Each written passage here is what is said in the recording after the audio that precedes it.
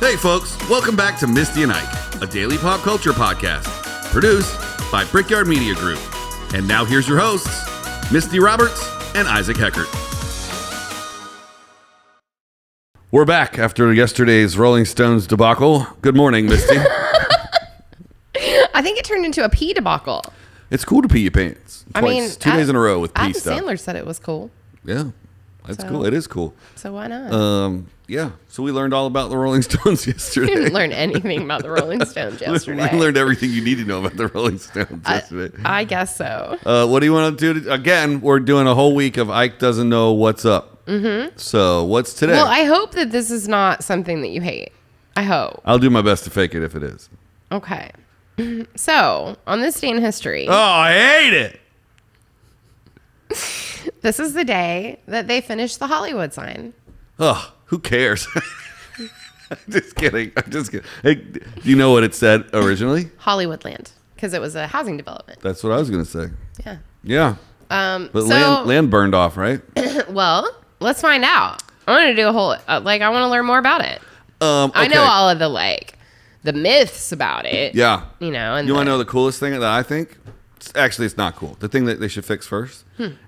It's not lit up at night like you see in the movies. Yeah, I know. When you see it in the movies, they go and light it for the movie. I've never understood why it's not lit up. I would really enjoy it. I mean, it's iconic. Yeah. Why would you not put some lights up there? I would literally be able to see it from the beach if they lit it up. Yeah, absolutely. That'd be awesome. Yeah. Now, no disrespect. Okay. But I'm starting to get my episodes confused because we've done 252 of these things already. We have. Haven't we done the Hollywood sign already? No, we did the Hollywood Walk of Fame. That's right. Yeah, we did all the stars. I trust you because you have a spreadsheet. It's true. I keep always a spreadsheet. Trust a person with a spreadsheet. It's true. Or a clipboard. Keep spreadsheets. Or a walkie-talkie. Or a walkie-talkie spread. Ooh. If you have a walkie-talkie, a clipboard with a spreadsheet on it, you should definitely be trusted. You should be in charge of the world at that point. Hollywood sign facts. Yeah. So it's almost 90 years old. What? The original Hollywood sign was constructed in 1923. So it's older than your beloved Rolling Stones? Okay. Yeah, because math? Yes. Okay, stupid. Yes. Yes. I've got 20 fun facts about the Hollywood sign on signs.com.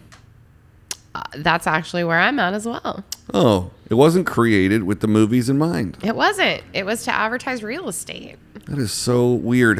Is there another example of someone putting a big sign on a hill like that to advertise real estate?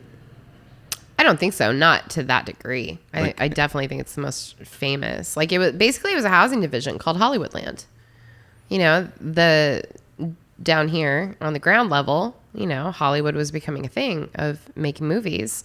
And so they wanted to, it was supposed to be like a big billboard, you know, like advertising, come live in Hollywoodland on the hillside, you know, close to where the movies get made. Come live in this urban subdivision. You know what I just learned? Number 5. The original Hollywoodland sign was not only bigger. Wait, was it bigger? The original Hollywood sign was bigger than the current sign. It was lit up at originally. Oh. It would say HollywoodLand. 4,000 light bulbs. That's funny. They put out 8 watts of electricity apiece, so it took 4,000 bulbs. Wow. That's nuts. And they dropped the last 4 letters in 1949. See, I thought they burned down in a fire. Nope, it says that the last 4 letters of the sign were dropped in 1949.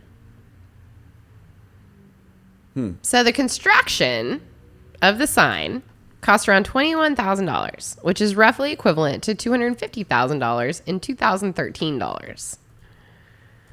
So, I mean, I don't think that's that much. You know, for something that's that iconic and that people like, you know, when they come here as a tourist to come and visit, it's one thing that everyone's like, oh, I have to see, you know?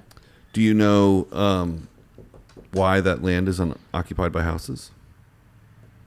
I don't. Check this out. Tell me.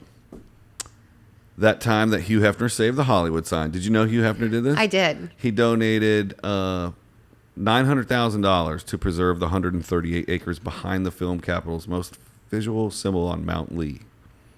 Yeah, it was, it wasn't that long ago. And there was a huge thing, like the land was getting sold and people, Hollywood celebrities all chipped in different amounts of money and bought certain letters, or, gave money to be memorialized as the person who, H belongs to so-and-so. I originally heard that one of the letters was in disrepair and Hugh Hefner paid $150,000 to fix it. I don't know if that's true or not, but I mean, he must have had a couple bucks. Hugh? Yeah. I mean, I think he did all right for himself. Yeah. He had that little blog with the girls. The bunny? Oh, I thought it was about rabbits. Yeah. Bunnies? It was. Right? How much? So there was one guy who his job was to go and replace those light bulbs on the sign when they burn out. Oh, wow. Like that was his entire job. He was the caretaker. And all that he did was go and, at night he would go and check and see which of the light bulbs was out and replace the light bulbs. Dude, this is nuts. That's amazing. First of all, I want to be that guy. And second, if they would light it again. The original Hollywood sign sold for $450,400 in an auction on eBay. The original, like the HollywoodLand one. So where is it now? Does someone own it? I'm pleased with the final amount, said Dan Bliss, who bought the sign 2 years ago. I hope the winning bidder has exciting plans for it. What? It's a CBS News article. That's so somebody nuts. has it somewhere. Yeah. It was. It kind of makes sense because originally it was only slated to be around for 18 months while they sold the lots behind it to build the houses on, and then they intended upon taking it down. Really? It's literally only going to be there for a year and a half. Whoa. Yeah. Okay, check this out. This is on HollywoodSign.org. Mm-hmm. In 1992, the California Attorney General granted distinct legal rights and responsibilities to 3 official agencies.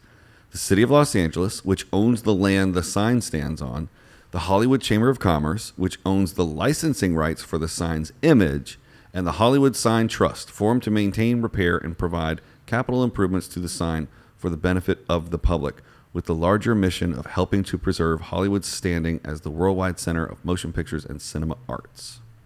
It's really cool. Yeah. Thanks to the Trust's efforts, the sign got a fresh paint job in 1995, courtesy of Dutch Boy Paints. You're talking about a great marketing strategy for a paint company. Completely. Like, we painted the Hollywood sign. Yeah. Do you remember when they did that marketing campaign and someone changed it to say Hollyweed? I do remember that. Yeah, it was when there was the huge push to legalize weed here in LA. It was going on. Yeah. I wonder if that was legal. I think it was. I think it was something that they actually, Have you ever hiked it? I have. A couple times. So for those of you at home or in our new favorite countries around the world that we're currently charting in, Australia and Finland and all the other ones. Sweden. And still France, dude. Still don't know who's in France, but thanks for telling us. What was I talking about? Charting? You were talking about Hollyweed. Oh, yes. Sorry. For those of you around the world, a lot of people think if you watch movies, you can just go sit on the bottom of the letters. Yeah, no. It doesn't work that way. You can hike up this trail, and it'll take you to the cell towers, and you're looking down the back of it from the trail. You can't go up under it and take a selfie. So what people will do is they'll jump the fence, and you still have to go down 75, 80 yards. Yeah. And there's sensors on this fence. Once you jump it, it's 5 or 10 minutes before the cops show up. Totally. Yeah. Yeah. It's I've gone at it from both directions. I've done the 2-mile hike. I don't know what's funny about that. Maybe I'm just missing out. I've done the 2-mile hike from the ground level up to it, and then I've done the Beechwood Canyon from the top down. They put a gate over where you used to go up through the horses. Yeah, it's kind of a bummer. It is a bummer because that was the quickest and the easiest route. Yeah. Now you can get there from Griffith Observatory too. It's just a lot further. A lot further. It's 2 miles. Yeah. You can also go through the Tree of Life. It's not the Tree of Life. The tree on the corner of the cliff. You know what that's called? What is that called? You can see it from here. I don't know what it's called, but let's just call it the Tree of Life. It's the Tree of Life. Did you know that somebody once hit the sign with their car? That would be real hard to do. Exactly. How would you get your car up there? So you might not think, since it's on the side of a hill, that it would be in danger of getting hit by a car. But one night, there was a man who had too much to drink named Albert Coffey. He drove his 1928 Ford station wagon right off the cliff just above the sign. The car rolled down the hill and smashed into the H. But the H was destroyed. The man was fine. Wait, the car was not fine. The car and the H got destroyed. Interesting. And so that's when they replaced the H. That was before Hugh Hefner fixed it, right? Well, Hugh Hefner fixed it in like the 2000s. This was in 1940 something. 1928. Oh, the Hollywood thing we were just talking about, that's a throwback to 1976. On January 1st, 1976, prankster Danny Fingood hung curtains over the last two O's on the sign, changing it to read Hollyweed to commemorate the introduction of more relaxed marijuana law in California. So we have a long history of changing the sign to Hollyweed. We do, apparently. That's pretty cool. I kind of like that. Oh, cool. Look at number 16. A playboy, a rocker, and a singing cowboy saved the sign. But yeah, here it is. Here's the list of people. Like I said, I knew that a bunch of people chipped in money to save it. Yeah. Oh, that's cool. Les Kelly, the guy that created the Kelly Blue Book about cars. Oh. So each of the 9 letters was auctioned off for $28,000 to raise the needed renovation money. In 73. Oh. So, this isn't the list of people that actually bought it in like 2017 to save it, that bought the land behind it. Oh, well, Hefner was dead in 2017, so I don't know when that.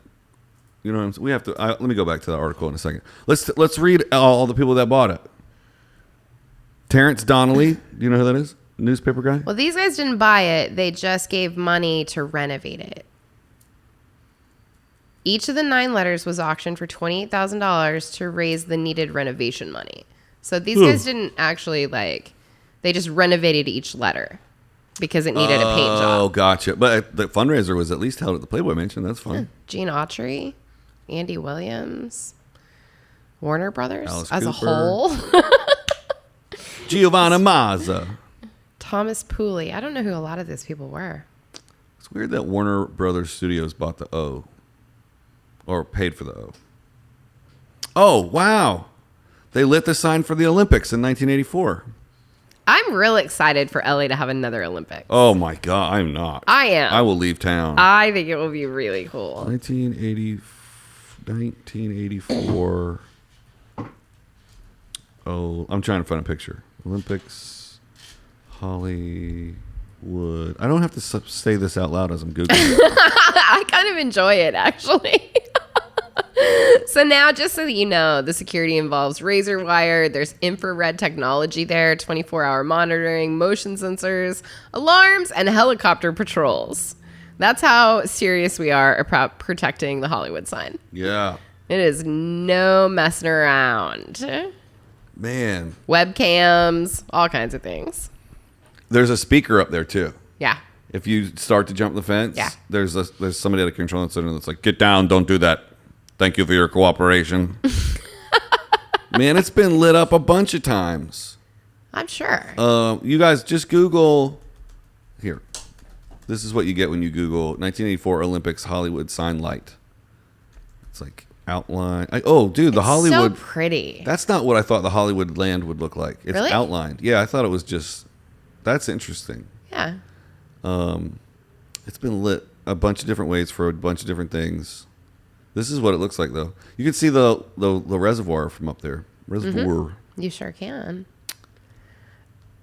Interesting. So it was 2010 when everybody that makes banded sense. together to save the Hollywood sign. That makes a lot of sense. Hefner was in his prime back then. Yeah. Poor Hugh. We should do an episode on Hugh sometime. You know Hugh. Never done an episode on Hugh. Hugh damn right.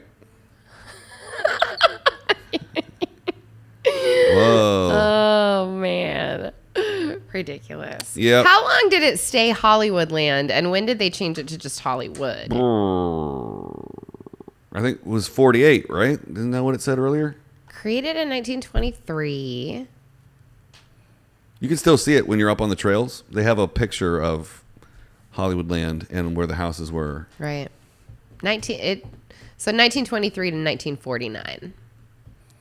23 to 49. 26 years. Yeah. It's a long And it was time. only supposed to be there for 18 months.